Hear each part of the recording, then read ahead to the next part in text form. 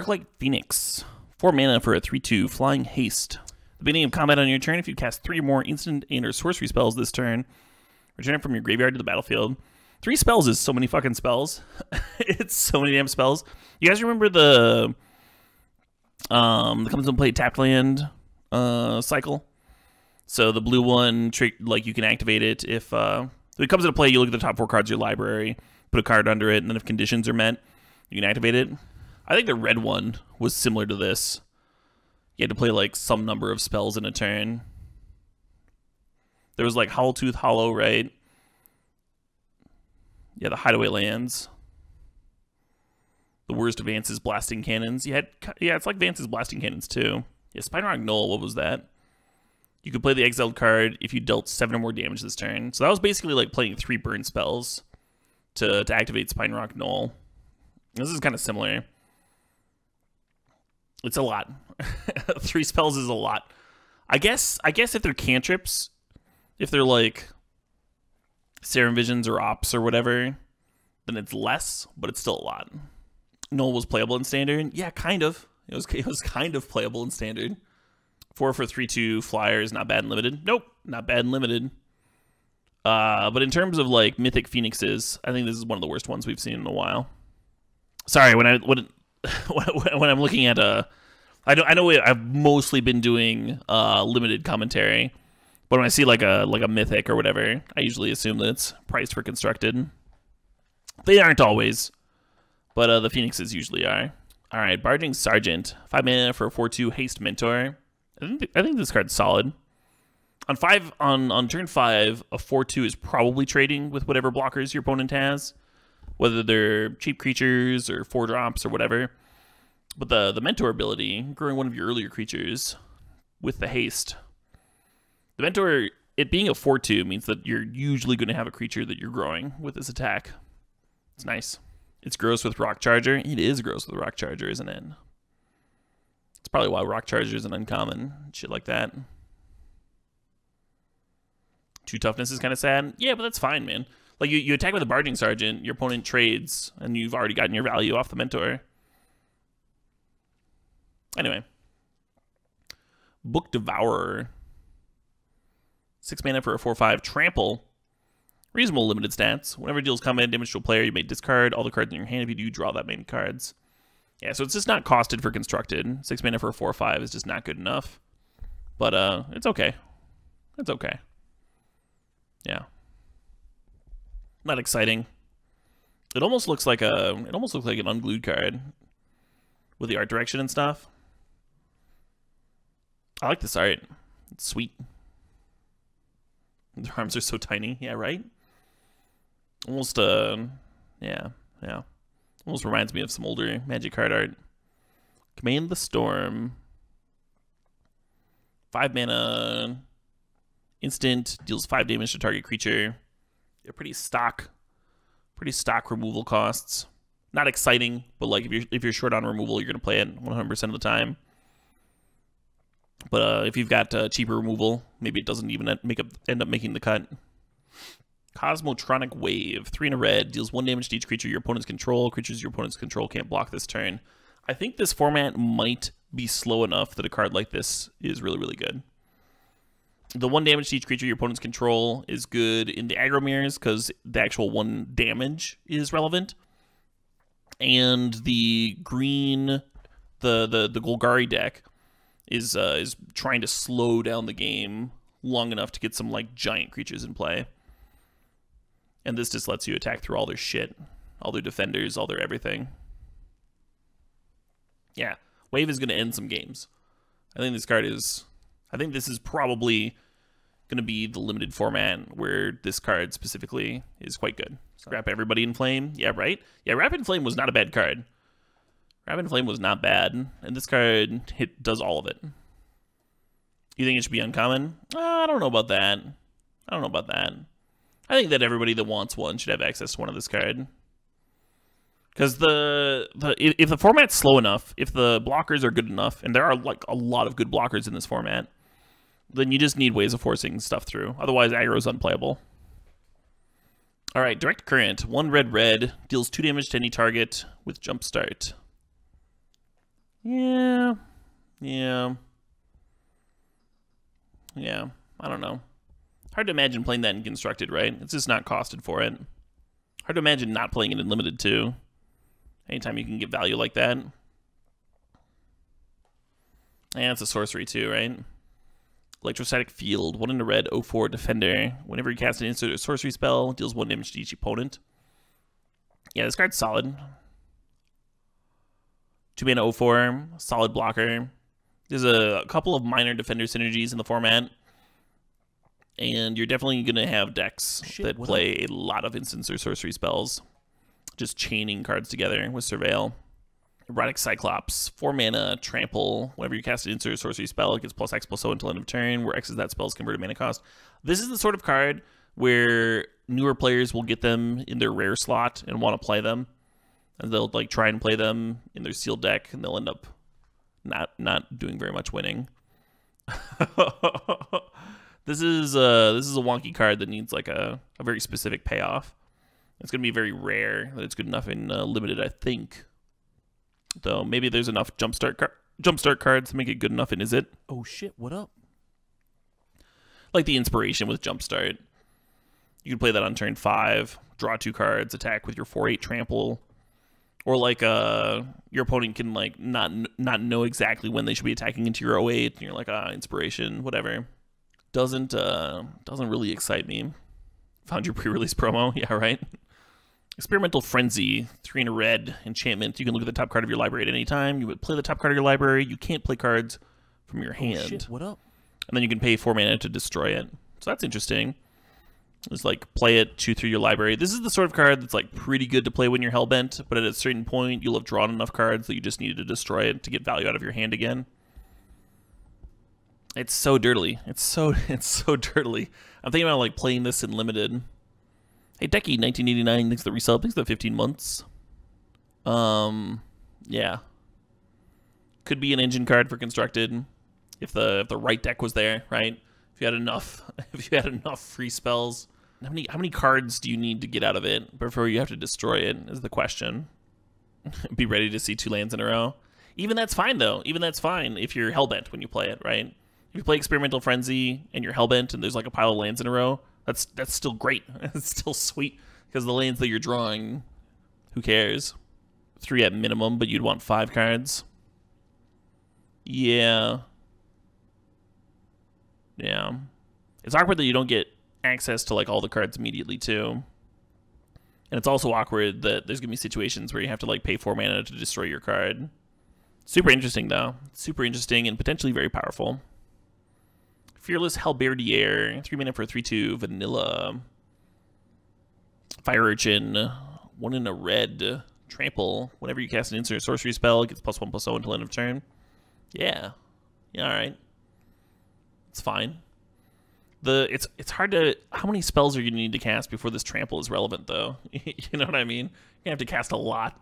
You're going to have to cast a lot of spells. Goblet Banneret. Oh, one interesting thing about Fire Urchin is that the 1 point of power means that you can mentor onto it pretty easily. And then 2 mana for a 2/4 trampler is pretty sweet. You ever get it up to like a 3/4, or I'm sorry, a 3/5 that you can like pump with instants. That starts to be a real juicy card. All right, Goblin Banneret, 1 mana for a 1/1 with Mentor, but you can pay 2 mana to pump it until end of turn. Yeah, even if this card was just the 1 mana 1/1 with Fire Breathing, it would be playable in some decks. You add Mentor onto that. I think this card's just filthy. I think this card's just really good. I think you're just always playing it. Yeah. It's definitely a Boros card. It's just going to make the cut 100% of the time in every Boros deck you play. Yeah. Yeah, the cool thing about Banneret is that you're going to be able to mentor onto your other mentor cards with this card. So even if the opponent trades with it, it's probably trading up. Like your 1-drop is probably trading for something that costs more. And then it's like just the curve of like 1 mana Goblin Banneret. Turn 2, 2-drop. Turn 3, attack. Pump the Goblin Banneret. You're already mentoring. You could be mentoring another mentor on turn 2 as well. Yeah, it works with other mentor creatures really, really well, doesn't it? Super scary card. A lot of damage, a lot of potential mentoring. Goblin Crater Maker. Yeah, a lot of times when you got a fire breathing card, you have to choose between advancing your board or getting in damage with the fire breathing ability. There's going to be that situation. With this card, the mentor just like attacking is advancing your board in a way. That's like kind of cool. Yeah, I'm aware, Ace and Adder. But mentoring onto other mentor creatures is still good. Alright, Goblin Crater Maker. 2 mana for a 2/2. Sack it, choose 1, deals 2 damage to target creature. Destroy target colorless non-land permanent. I'm not sure how many times the destroy a colorless non-land permanent is going to matter. There's a bunch of clue stones in this format. It seems just like a fine utility creature. Fine Gabo. I have to attack before attacking for the mentor to work. Yeah, I'm aware, folks. Did I say something that made it seem like you could like quadruple mentor things or whatever? The fuck Tron card. I don't think Crater Maker fucks Tron very well. Colorless non-land permanent. I don't think it's... Yeah, you can kill Karn, but you know what else kills Karn? Fucking Lightning Bolt. Because you're playing a red deck and they've down-ticked. Now that you've gotten value out of your card, allow me to kill it with my Goblin. It's an answer to show and tell. Is it? Is it though? So they show and tell and you put this like... You use this instead of the Sting Scourger? I don't know. I don't know if I buy it. Yeah, I think Sting Scourger is better. And Sting Scourger is like barely good enough. Just does nothing to Grizzlebrand. Kills Wormcoil. Sweet. Oh, all I wanted was a shatter effect to kill Wormcoil. Oh. Yeah, no thanks. Goblin Locksmith. 1 in a red, 2/1. Whenever it attacks, creatures with Defender can't block this turn. Yeah, I think when you see cards like this, I gotta think that there's like a lot of good creatures with Defender, right? The Defender's got to be a relevant mechanic in the format if there's creatures that directly interact with it. Yeah, I think Locksmith might be really relevant in this format too. The art is godlike. The art's pretty good. Just pashing the window. Yeah, usually if you're playing against Tron, you don't really want your cards to answer the stuff that your Tron opponent plays. You're not like looking for an answer to resolve Dulamog, right? You're not looking for an answer to O-Stone because they can like just play O-Stone and crack it once their deck's working.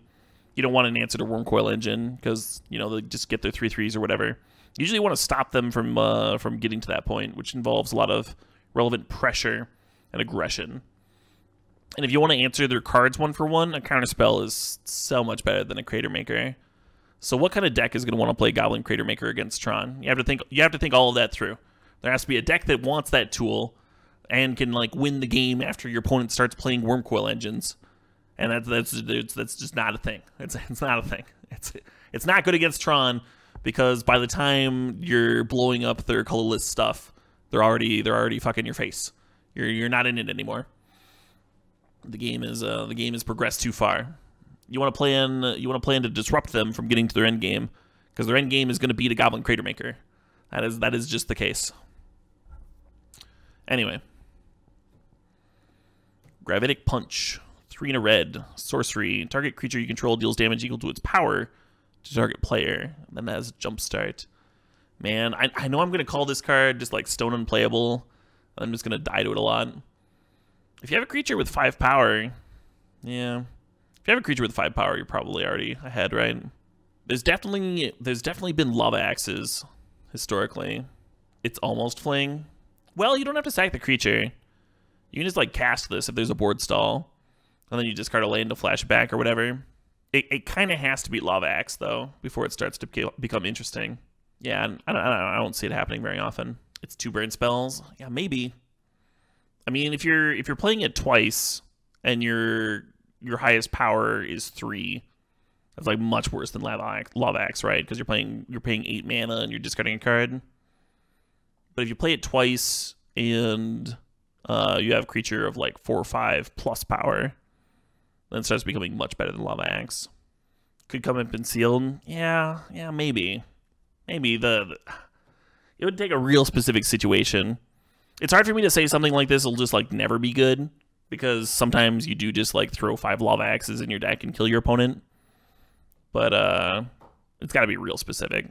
This card will be overplayed. It'll be straight up overplayed in pre-releases everywhere. You're gonna see a lot of it, and you're gonna get some wins because you're not overplaying it. Hellkite Whip, 5 mana for a 3/3. Whenever it attacks, it deals 1 damage to target creature defending player controls. Yeah, solid. Solid limited card. Probably gonna always make the cut. Not pushed enough for constructed. Inescapable Blaze. 4, 5, 6. The spell can't be countered. Deals 6 damage to any target. This spell can't be countered clause. It's kind of a nod for constructed. Yeah, it's kind of interesting, isn't it? Isn't there like already an uncounterable fireball for constructed in this format? I think there is. But yeah, being able to hit a creature and being able to pop your opponent's like sick bomb flyer that you can't deal with otherwise means that this card's like pretty good. It's worse than Banefire. Yeah, it looks worse than Banefire. So not interesting for constructed, despite the can't be countered clause. But yeah, pretty much always gonna make the cut in limited, right? Goes face, kills a creature. Seems fine.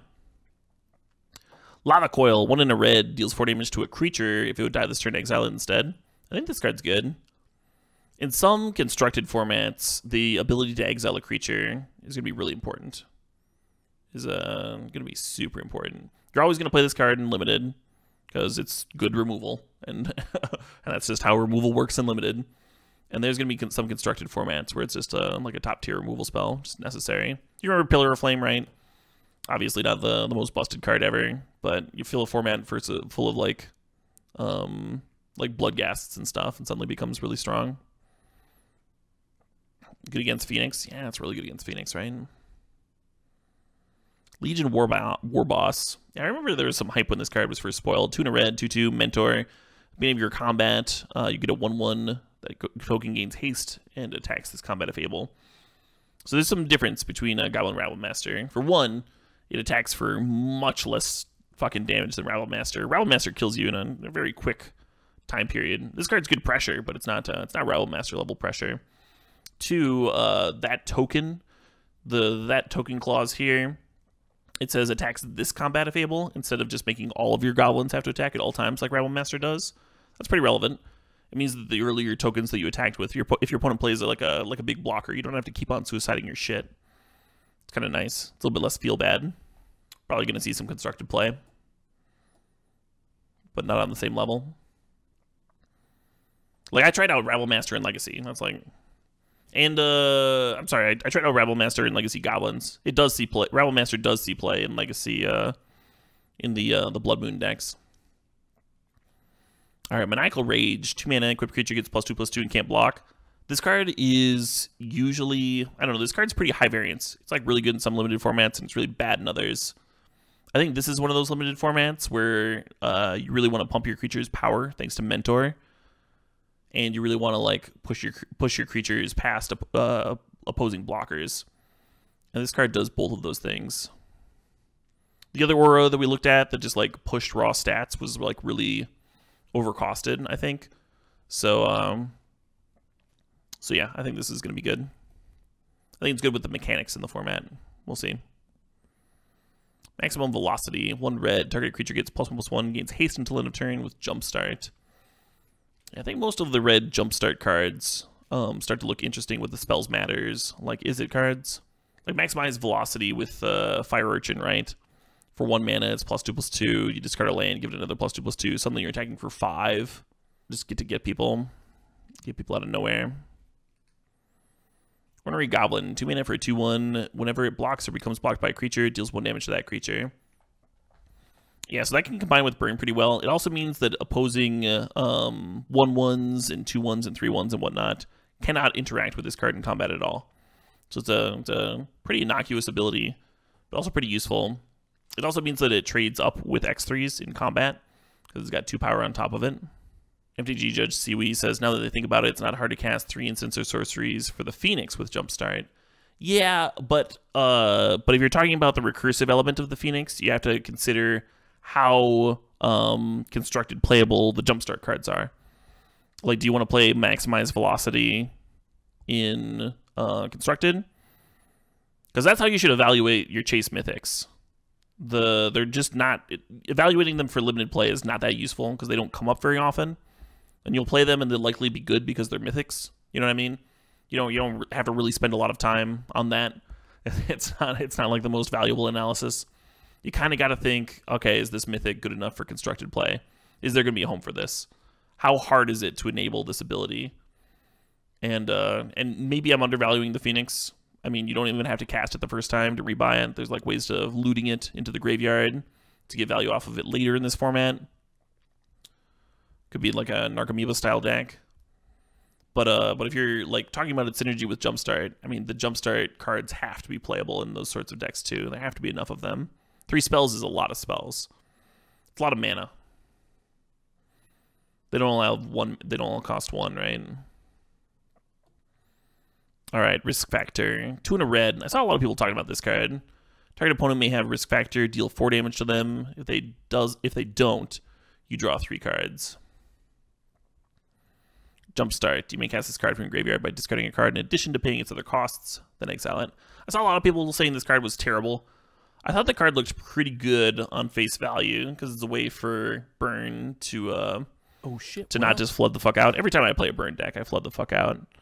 And I would always like love a card like this to, you know, handle my land draws like 4 through 8 or whatever. Hey, Likely Not Batman, thanks for the resub, thanks for the 12 months there. Likely Not Batman says, oh shit, a year, thanks for the year of bomb content and not complaining all the time. You the real MVP? Way more than Kevin Durant's mom. Well, that's not a nice thing to say about Kevin Durant's mom. Shout out to Kevin Durant's mom.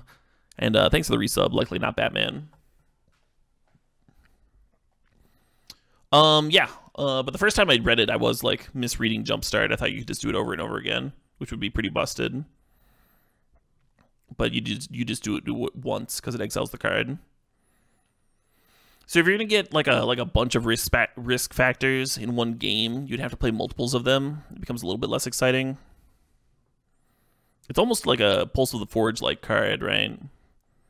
Where you could potentially rebuy and have it start to become obnoxious off the rebuy, but the first casting's not very impressive.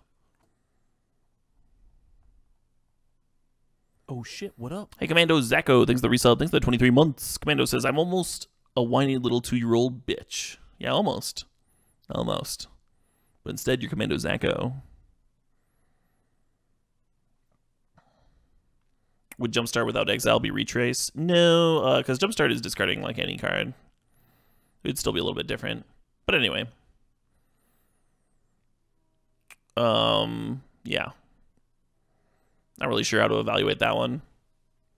I didn't think Browbeat was that good of a card originally. I thought it was like very overhyped, very overplayed. Some people were like really loved it. Usually it's bad to give the opponent options.